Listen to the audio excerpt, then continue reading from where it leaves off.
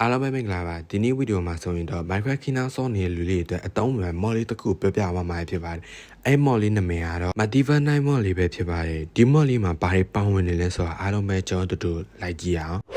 ပထမအဆုံးကျွန်တော်တွေ့ရမယ့်အရာကတော့စာအုပ်လေးပဲဖြစ်ပါတယ်ဒီစာအုပ်လေးရဆိုရင်ဒီမော်မှာဘယ်လိုမျိုးတွေဘယ်လို item တွေဘယ်လိုမျိုးလောက်မယ်ဆိုတာကိုကျွန်တော် guide လေးပဲပေးထားတာဖြစ်ပါတယ်ပထမအဆုံးစာမျက်နှာမှာတော့ဒီမော်နဲ့ပတ်သက်ပြီးဘာတွေပါလဲဆိုတာကိုရှင်းပြထားတာဖြစ်ပါတယ်အာမိုင်ပါမယ်ပုံရင်ပါတခြားအညာပညာလေးနောက်တဲ့စာမျက်နှာတစ်ခုမှာတော့တွေ့တဲ့အတိုင်းပဲကျွန်တော်အာမာလေးပါမယ်အာမာပုံစံကနေကျွန်တော်ဟိုရှိခိတော့ကဝစ်စင်နဲ့ဝစ်ဆားစင်မှုပုံစံမျိုးနဲ့တူတာပေါ့နောက်တဲ့စာမျက်နှာတစ်ခုမှာတော့ကျွန်တော်တို့ဓာတ်တွေပါမယ်ပစိန်တွေပါမယ်ပြီးရင်တမြောင်တီးတီးလေးလည်းပါမယ်နောက်တဲ့စာမျက်နှာတစ်ခုမှာတော့ steel plate ကိုဘယ်လိုမျိုးလုပ်ရမလဲဆိုတာကိုပြောပြထားတာပဲဖြစ်ပါတယ် steel plate လုပ်ဖို့အတွက်ဆိုရင်ကျွန်တော်ပထမအောင်ဆုံး iron ခိုးကိုအရင်လောက်ရမှာဖြစ်ပါတယ်။ iron ခိုးလို့အတွက်ဆိုရင်ကျွန်တော်ခိုး8ခုယူလိုက်မယ်။ iron တစ်ခုယူလိုက်မယ်။ယူပြီးသွားလို့ရှိရင် crafting table တွေကိုတွားမယ်။ crafting table ဒီဘက်မှာ crafting table တွေကိုတွားလို့ရှိရင်ဘယ်မှာလဲokay ဒီမှာတွေ့ပြီ။ iron ခိုးကျွန်တော် craft ရမှာဖြစ်ပါတယ်။ craft ပြီးသွားလို့ရှိရင်ကျွန်တော်ဒီထဲမှာဘယ်လိုမှအကြီးကျိုးမှာပေါ့နော်။အကြီးကျိုးဖို့အတွက်ဆိုရင်ကျွန်တော်မှာမီးအပူပေးလိုက်လို့ရှိရင် Rusty Nugget ဆိုတဲ့ຢာလေးကိုရရှိလာမှာပဲဖြစ်ပါတယ်။ Okay ကျွန်တော်တို့ချက်ထဲမှာတော့ထည့်အောင်တန်းနေတဲ့ပြီးတဲ့ပါကို Steel Plan ရဖို့အတွက်ဆိုရင်စောနရလာတဲ့ Rusty Nugget 6ခုနဲ့ Craft ရမှာပဲဖြစ်ပါတယ်။ Charcoal block ထဲမှာ Rusty Nugget ကို6ခုယူလိုက်မယ်။ယူလိုက်လို့ရှိရင်ကျွန်တော် crafting table ထဲမှာဒီ steel planks ကို craft လို့ရမှာပဲဖြစ်ပါတယ်။ Okay steel plank ကို craft ပြီးတော့လို့ရှိရင်ကျွန်တော်ချက်ထဲထည့်လိုက်မယ်။နောက်တစ်ခုကတော့ iron nether plate ပဲဖြစ်ပါတယ်။ iron nether plate လို့ပြောတဲ့ဆိုရင်ကျွန်တော် nether plate 6ခုလိုတယ်။ပြီးတော့ iron တစ်ခုလာရပါ Okay ကျွန်တော်ဒီထဲမှာ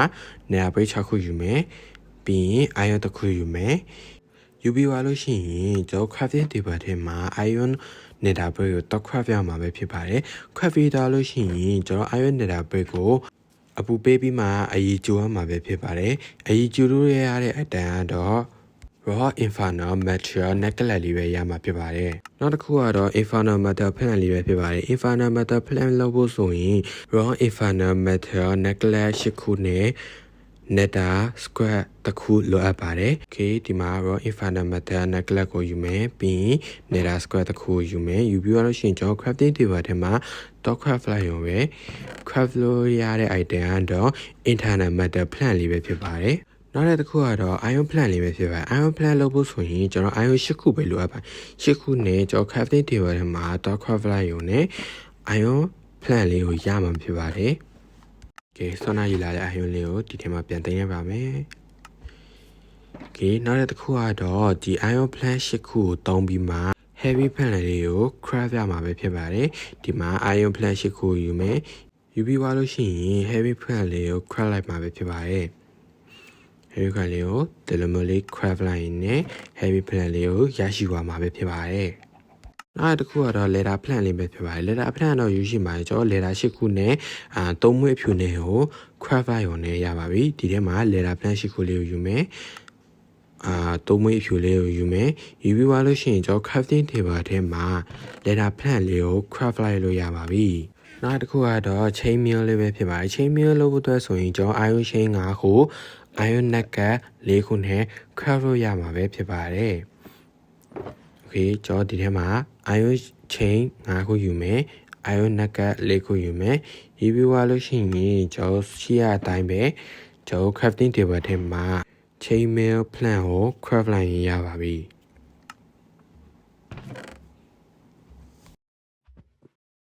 ဆောနာကလုပ်ခဲ့တဲ့ item လေးတွေကိုဘယ်မှာအသုံးပြုရမလဲဆိုတော့ကျွန်တော်အာမာလေးကြီးလုပ်တဲ့အခါမှာ item လေးတွေလုပ်တဲ့အခါမှာအသုံးပြုရမှာပဲဖြစ်ပါတယ်ပထမဆုံးတွေ့ရမယ့်အာမာရဲ့နာမည်ကတော့ King အာမာလေးပဲဖြစ်ပါတယ်ဒီအာမာလေးကိုကျွန်တော်တစ်ချက်ဝေကြည့်လိုက်မယ်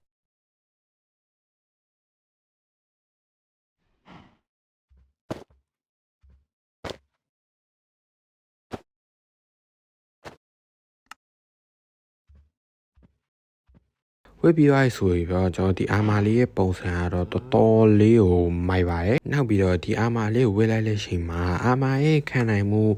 ကကျွန်တော်နင်တာပိုက်နီးပါးလောက်အောင်ရှိပါတယ် အာမာရတော့အများကြီးပေါ့လို့စိတ်ဒီအာမာလေးကိုအရင်ရှုံးလိုက်မယ်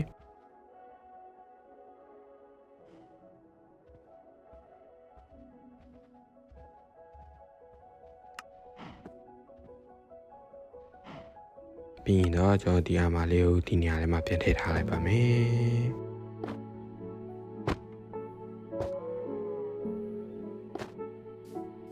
အာမာလေးကတော့အများကြီးပေါ့နော်ဒါပေမဲ့အာမာတစ်ခုတိုင်းရတယ်သူ့ style လေးပုံစံကတော့လမ်းတယ်ဒီမှာဆိုလဲမသိရင်ဟိုဘရင်လိုဘာလိုဒီဘက်မှာဆိုလဲကျွန်တော်မသိအမောင်ထဲကတော့စစ်တီတော်လိုဘာလိုပြီးရှိသေးရဲ့တခြားဆာမူရိုင်းလို့ဘာလို့ပုံစံမျိုးလေးတွေလည်းရှိပါတယ်ဗီဒီယိုလေးကြာမှဆိုဗီဒီယိုအမြန်ဆုံးနဲ့ပဲပြပြသွားပါမယ်နောက်တစ်ခုကတော့ကျွန်တော်ဝပွန်ဓာတ်တွေပါပဲပေါ့နော်ဒီမဲ့ဓာတ်တွေကတော့အလံကြီးပဲဒါပေမဲ့ဒီဓာတ်ပထမဆုံးဒီဓာတ်လေးကိုကင်ကြည့်လိုက်မယ်နွားလေးကလာရှုပ်သွားပြီပေါ့နော်ကဲကျွန်တော်ဒီဓာတ်လေးကိုအရင်ကြည့်လိုက်မယ်ဒီဇိုင်းဘန်းကတော့တော်တော်လေးတော့မိုက်တယ်လို့ပြောလို့ရမယ်ဓာတ်လေးကိုရှည်ထွက်ဒီမှာနောက်တဲ့ဓာတ်ချောင်းကလည်းခတ်တနာလို့ပါလို့ပလန်လို့ပါလို့โอเคကျွန်တော်ပထမဆိုဒီဓာတ်လေးကိုယူလိုက်မယ်ဒီဓာတ်ရဲ့နာမည်ကတော့ Iron Grade ဆော့ပဲဖြစ်ပါတယ်ဒီဓာတ်ရဲ့ထူးခြားချက်ကြတော့ပထမတစ်ချက်မှာ damage ပြီးမှဒုတိယတစ်ချက်မှာ damage လေးရော့သွားမှာပေါ့နောက်တဲ့ဓာတ်ချောင်းကတော့ Iron ခတ်တနာလေးပဲဖြစ်ပါတယ်ဒီ Iron ခတ်တနာမှာကြတော့ရန်သူတွေရဲ့ကျွန်တော်နာမှာအနီးကလေးကျွန်တော်တို့က damage ပုံများလေးဖြစ်ပါတယ်နောက်တဲ့ဓာတ်ချောင်းကတော့ကျွန်တော်ဓာတ်လို့ပြောရမှာလန်လို့ပြောရမှာပေါ့နော်ဒီဓာတ်ရဲ့နာမည်ကတော့ Iron Ransom ပဲဖြစ်ပါတယ်ဒီဓာတ်ရဲ့ထူးခြားတဲ့ချက်ကတော့နှစ်ချက်ခေါက်လိုက်လို့ရှိရင်ကျွန်တော် damage နှစ်ခုအပေါ်ရအပြင်မှာရန်သူကို ACC လေးရှင်းနိုင်မှာဖြစ်ပါတယ်နောက်ဓာတ်ချောင်းကတော့လန်လို့ဘာလို့Iron Lance ပဲဖြစ်ပါတယ်ဒီရတာရဲ့ထူးခြားချက်ကြတော့ကျွန်တော်တို့အမြန်နှုန်းနဲ့တွားလေး damage ပိုတိုးလေးပဲဖြစ်ပါတယ်နောက်တဲ့ဓာတ်ချောင်းကတော့ကျွန်တော်ဓမြောင်လို့ဘာလို့သူ့ရဲ့နာမည်ကတော့ Iron Shot Saw ပဲဖြစ်ပါတယ်ဒီဓာတ်ကတော့ရိုးရှင်းပါတယ်ရန်သူကိုများများလေးတက်လေး critical damage ပိုတိုးလေးပါနောက်ဓာတ်ချောင်းကတော့မိဖို့ချောင်းထဲမှာတုံးတဲ့ဓာတ်လို့ထင်ရအောင်သူ့ရဲ့နာမည်ကတော့ Iron Dagger ပဲဖြစ်ပါတယ်ဒီဓာတ်ကတော့ရန်သူကိုပိုချလေး critical damage ပိုများလေးပဲဖြစ်ပါတယ်နောက်ဓာတ်ချောင်းကတော့လန်လမိုးနဲ့သူကမတိလန်ကြီးကြနေတာပဲဒါပေမဲ့ဒီဓာတ်ရဲ့နာမည်ကတော့Iron Spare ပဲဖြစ်ပါတယ်ဒီဓာတ်ကကျတော့နှစ်ချက်ခုတ်လို့ရှိရင် damage 4 ဆအောင်ရမှာပဲဖြစ်ပါတယ်နောက်တဲ့ဓာတ်ကတော့ဘာဓာတ်မှန်းတော့မသိပေမဲ့ကျွန်တော်မျက်လုံးတော့ထိုးပြီးတော့မလို့ပဲဒီဓာတ်ရဲ့နာမည်ကတော့ Iron Sword Hunter ပဲဖြစ်ပါတယ်ဒီဓာတ်ကတော့စိတ်မကောင်းစရာတော့နှစ်ချက်ခုတ်လို့ရှိရင် damage ကိုရော့စီမှာပဲဖြစ်ပါတယ်ရန်သူကိုတစ်ချက်တည်းနဲ့ပွဲသိမ်းရမယ့်ဓာတ်ပေါ့ဗျာနောက်တဲ့ဓာတ်ချောင်းကတော့မသိကလေးကစားစရာနဲ့တူတဲ့ဓာတ်လေးတစ်ခုပေါ့နော်ဘယ်သွားနေမှမသိပြန်ထည့်မယ်ပြန်ယူမယ်style လေးဖမ်းမယ်โอเคဒီဓာတ်နာမည်ကတော့ Iron C ပဲဖြစ်ပါတယ်ဒီဓာတ်ကျွန်တော်တို့ blocking အနေနဲ့တောင်းလို့ရမှာဖြစ်ပါတယ်မသိရဓာတ်ကိုကျွန်တော်တို့ရှီးကာတယ်လို့မျိုးနောက်ဓာတ်ချောင်းကတော့ရှေးပေါ့နော်ဒါပေမဲ့ဒီဓာတ်နာမည်ကတော့ကျွန်တော် Iron Christ Mall လို့ပဲခေါ်တယ်ဒီဓာတ်ကကျွန်တော်နှစ်ချက်ခုတ်လို့ရှိရင် damage တစ်ခုရော့မှာဆိုပေမဲ့ damage ကတော့တော်တော်လေးတော့ပြင်းတယ်ဓာတ်ကလည်းရှေးပြန်ထားလိုက်မယ်နောက်တဲ့ဓာတ်တစ်ခုကတော့မတိဓာတ်တစ်ခုဆင့်ထားတယ်လို့မျိုးပဲဒါပေမဲ့ဒီဓာတ်ရဲ့နာမည်ကတော့ကျွန်တော်ပြန်ပြီးထည့်လိုက်မယ် style လေးပြန်ဖမ်းမယ်ပြီးဒီဟာလေး show မယ်ဒီဓာတ်ပုံစံဘယ်လိုမျိုးဒီဓာတ်လေးပြန်ကင်မယ်ကင်ပြီးသွားလို့ရှိရင်ဒီဓာတ်ရဲ့နာမည်ကတော့ Iron Emerald Saw ပဲဖြစ်ပါတယ်ဒီဓာတ်ကတော့ဘာတူရှာမှမပါဘူးပြန်ပြီးထည့်ထားလိုက်ပါမယ်ဒီဓာတ်တွေပဲရှိရတယ်မဟုတ်ဘူးကျွန်တော်ဒီ mod ထဲမှာကျွန်တော်ပစိန်လေးတွေလည်းရှိပါတယ်ပထမဆုံးပစိန်ကတော့ကျွန်တော် Iron Lever Edge ပဲဖြစ်ပါတယ်โอเคရှင်းမှာနောက်တစ်ကောင်ရှိရဲ damage ဘယ်လောက်ထွက်မလဲဆိုတော့ဆန်းရအောင်နွားကျွန်တော်ပပီးနေရနွားကျော်အမပပီးရှင်နွားမတီးလိုက်တော့ကျွန်တော်နောက်ထပ်ပစိန်တစ်ချောင်းကိုထပ်တော့ယူမယ်နောက်ထပ်ပစိန်ရဲ့နာမည်ကတော့ကျွန်တော် Iron Poly H လို့ပဲခေါ်ပါတယ်ဒီပစိန်ကတော့ကြီးကျော်ဒီနားမှာ monster လေးရှိလားကြော်ပြပါမယ်โอเคဒီပစိန်ကတော့ကျွန်တော် damage ကတော့ခွန်ထီတော့ရှိတယ်ဒါပေမဲ့ဒီပစိန်ကဘယ်လောက်ထိ damage ပြင်းမလဲဆိုတာအားလုံးပဲကြည့်လိုက်အောင်โอเคဟိုမှာနွားတစ်ကောင်ရှိရတွားမယ် let's go ဟေးနွားလေးတီးလိုက်တော့ဟိုတစ်ချက်လေးပဲပေါ့နော် damage ကတော့တော်တော်လေးတော့ပြင်းနေ ကဲနောက်တဲ့ပစိန်တစ်ခုကတော့ဘာပစိန်လေးမဲ့ဖြစ်မလဲနောက်ပစိန်ကတော့ Iron Breeze Air ပဲဖြစ်ပါတယ်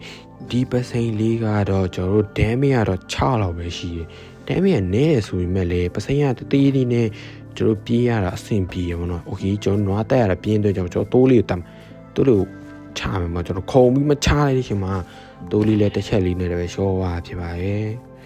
ကျွန်တော်နောက်ထပ်ပစိန်တစ်ခုကိုတွားယူမယ်နောက်ထပ်ပစိန်တစ်ခုရဲ့နာမည်ကတော့ကြေကျွန်တော်ဒီမှာစာသုံးတဲ့ပစိန်ပြထားမယ်နောက်တစ်ခုရဲ့ပစိန်ကတော့ Iron Heavy